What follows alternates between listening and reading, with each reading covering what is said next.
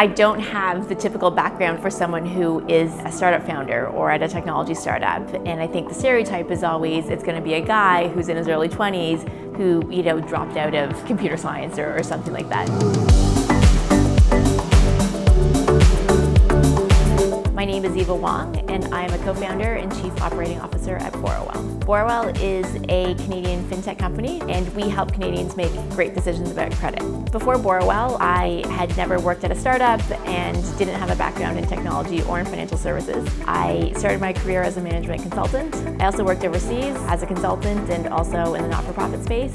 While I was on maternity leave with my second child, I started thinking about what I wanted to do next in my career. And so at that time, I was chatting with a friend of mine, and he had quit his job and was exploring different opportunities in financial technology. When he sort of pitched me what his idea was, I got super excited about it.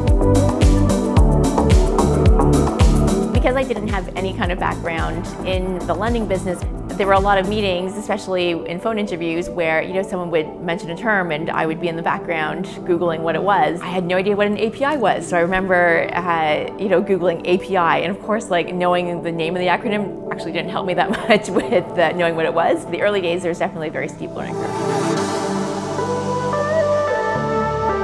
Joining any kind of startup is really challenging. I think the one thing that I often thought to myself was, by definition, no one has done this before. And so there isn't anyone who knows how to do this. It really is an equal playing field. But I do think my background really lent itself well to being at a startup. At a not-for-profit, you have to be really scrappy. You have to inspire people to join you on your mission. I also think being a management consultant was really helpful because you have to get up to speed really quickly on a subject that you probably never knew anything about before. I think in every person who's joined a startup, you sort of wonder at some point whether you've done the right thing because it feels like the odds are stacked against you in order to be successful. It's like the exhilaration and the thrill of actually launching something, seeing customers come, and use your product for the first time, and getting that great customer feedback is worth a lot of those hard moments.